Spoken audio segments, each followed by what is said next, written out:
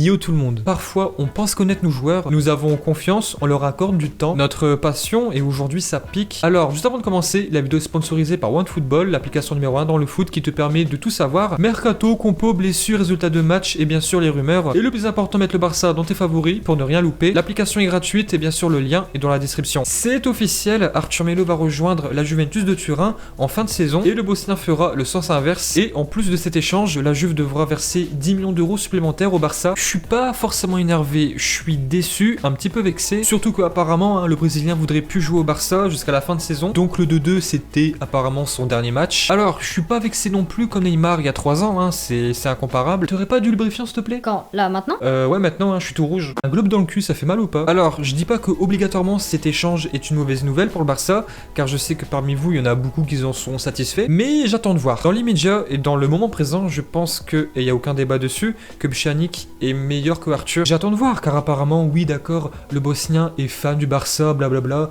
mais ça on connaît. C'est un discours qui m'est familier. Non, les globes dans le cul, j'en ai marre.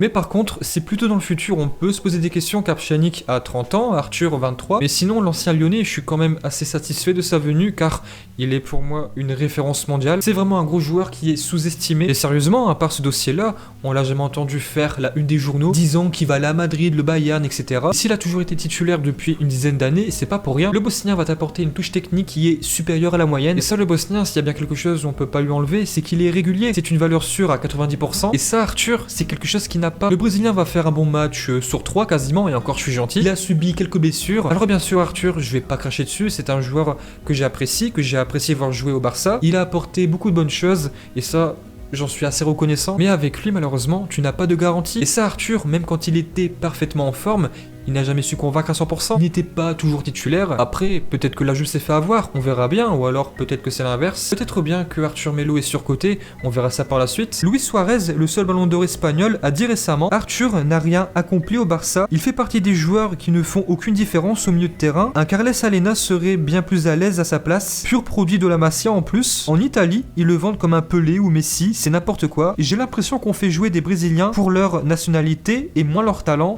Alors voilà, je dis pas forcément qu'il a raison ou qu'il a tort, on verra par la suite. Mais après, forcément, Arthur, là en ce moment, on est énervé contre lui, et c'est normal, car on a l'impression qu'il nous abandonne en cours de route, qu'il abandonne le navire, et un navire qui a Bartomeu pour capitaine, un navire qui coule, et Messi qui tente de lâcher les canaux de sauvetage, et après t'as Dembélé qui se noie, et Arda Turan, on sait pas où il est, car oui, je vous jure, officiellement Arda Turan, le Turc, est encore un joueur du Barça. Ouais, en gros c'est la merde. Mais non t'inquiète, fais une petite marche en arrière. Encore.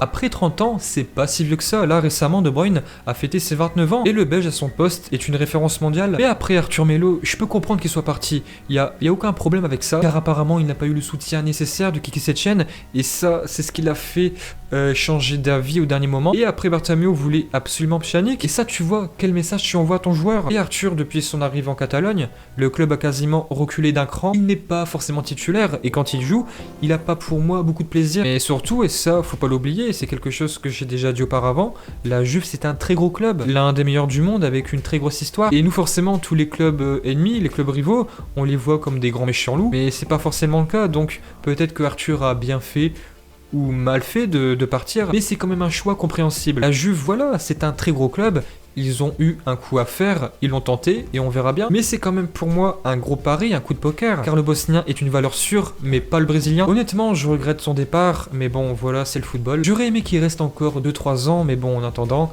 Miralem, bienvenue. Mais par contre, pour Pjanic, je pense pas que ça va être une grosse partie de plaisir pour s'intégrer, car le Barça, c'est autre chose, c'est une plus grande pour moi institution, une institution différente. Mais là récemment, tu as l'émergence de Riqui Puig. Donc là forcément, ça fait une semaine que je dis que l'Espagnol doit être titulaire, mais ça sera pour moi comme ça jusqu'à la fin de saison. Mais là du coup, avec l'arrivée du Bosnien, je pense que il doit être titulaire, Pjanic.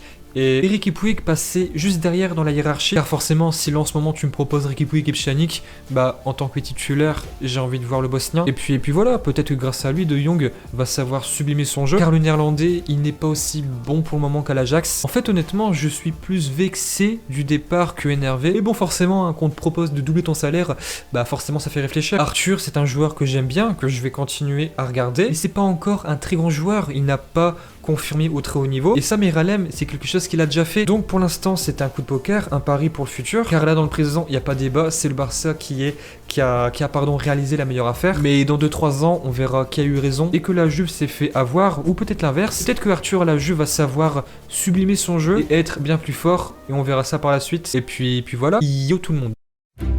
Et bien voilà, j'espère que vous avez aimé cette vidéo. Si c'est le cas, abonnez-vous à la chaîne Otto à mon Barça, un commentaire, un pouce bleu, ça nous fait plaisir. Et nous on vous dit à la prochaine. Yo tout le monde!